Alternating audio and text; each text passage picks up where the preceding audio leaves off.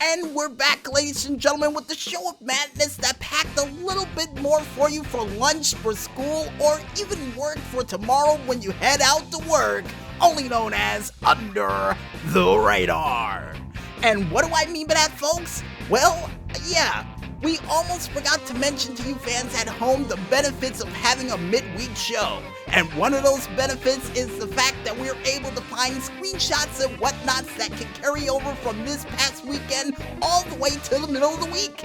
So without further ado, ladies and gentlemen, I think it's time for us to check out those said screenshots for a very special midweek 6-pack challenge edition of the Foursquared Delight. And the first screenshot that we have up comes from the Twitter page of AOW_AJ with their game, Whisker and Wags.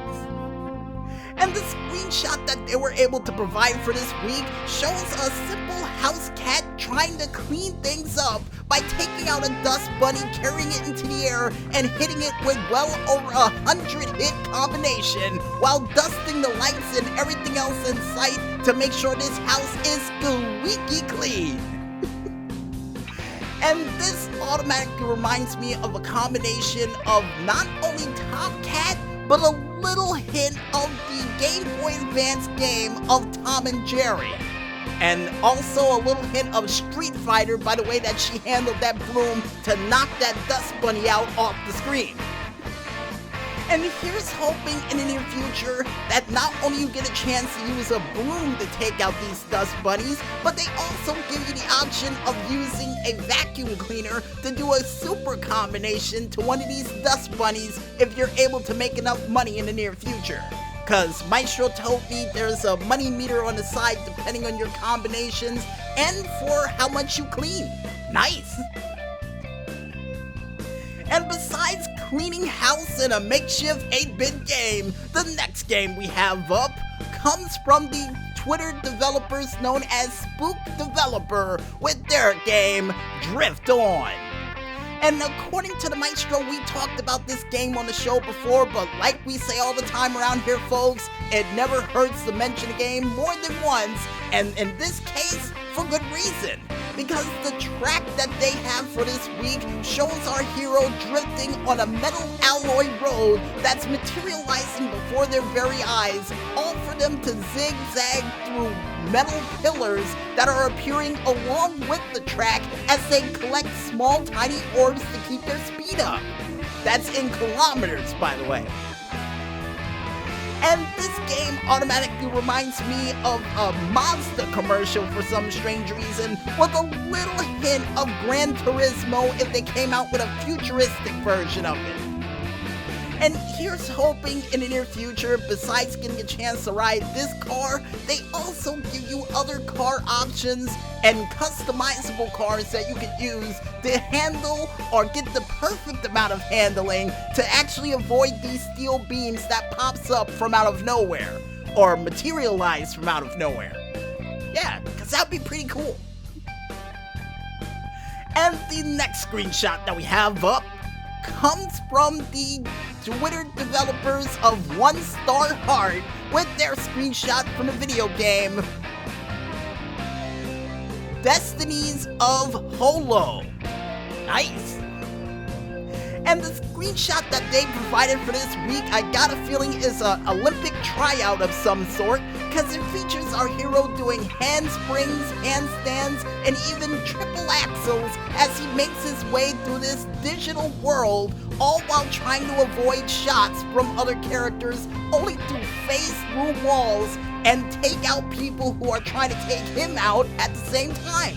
Which, at this point, the only person I saw was like one guy over in the corner that was doing some form of shoot retaliation to what he was doing. Yeah, only thing I saw. And this automatically reminds me, strangely enough, of the real-life adventures of Johnny Quest, with a little hint of Tron in there as well. And maybe a little hint of that classic show from Adult Swim of Fat Guy Stuck in Internet, but the only exception is that he would never be able to do triple axles like this guy can. And here's hoping in the near future for this game, besides getting a chance to upgrade the little robot assistant that helps you out throughout this game, they also give you a chance to upgrade the different form of gymnastic stunts that you get a chance to do in this game. Like, for example, a chance to do a somersault, triple axel, or anything that you would see in the Olympics to truly avoid enemy fire, and maybe some style points along with it so you can get rewarded for doing crazy stunts like this. And as a matter of fact, according to the maestro, this should have been a part of the Wild World of Stunts. He's right. Maybe we'll include it next time if they have another screenshot on the way. And besides having another screenshot on the way, folks, the next screenshot that we have up comes from the Twitter page of Dead Winter Comic with their game, Dead Winter.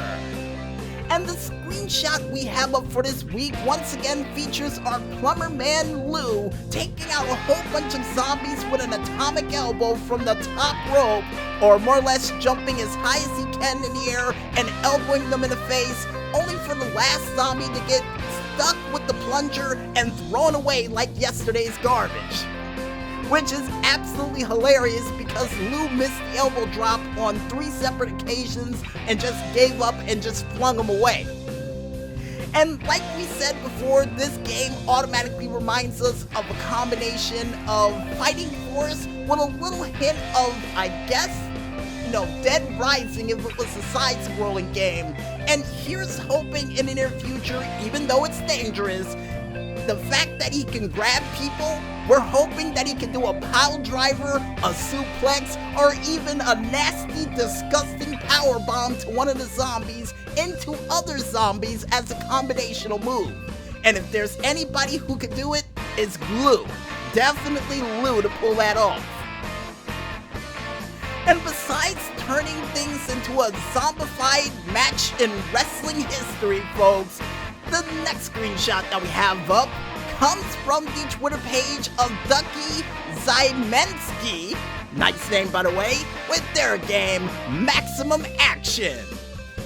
And the screenshot that they have up for this week shows our hero with 2 trumpets, I kid you not when I say this, 2 trumpets sneaking up on an enemy, only to fire those said trumpets, causing the enemy to turn into confetti of blood and gore, and for the car in the background to actually lift off 2 wheels, while the guy's body turned into nothing but dust and organs and what appears to be taco meat on the ground. And this screenshot automatically reminds me of a combination of anything that Garrison 007 would do for his makeshift streams for Halloween specials involving trumpets, with a little hint of something I got a feeling we would see in the next Shaun of the Dead film if it ever comes out.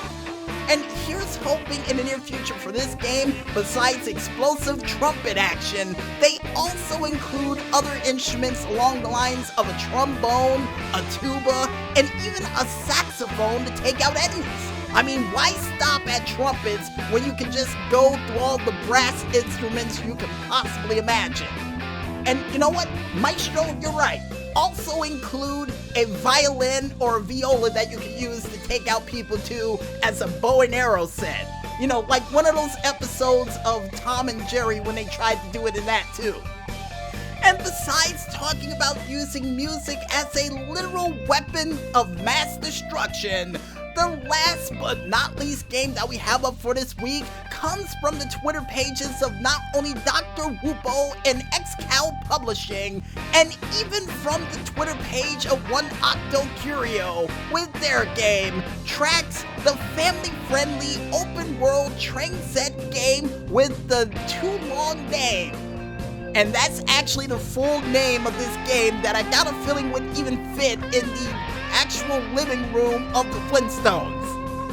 But besides the long name, folks, the screenshot that they provided for this week shows our friends actually setting up a whole bunch of cool train stations with different forms of trains in giant oversized cities that can fit on a, I guess, 40 by 40 board, and would even show different forms of time zones or buildings with clocks on them, and even cows being placed in this makeshift city as trains would go rushing down the roads, or down the rails in this case, while people look on.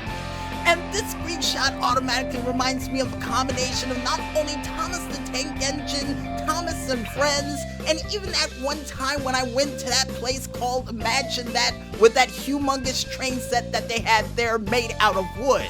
And here's hoping in the near future for this game that they actually include different forms of wooden trains that you can use in this, including the legendary Southern Pacific or Union Pacific train of the Big Boy.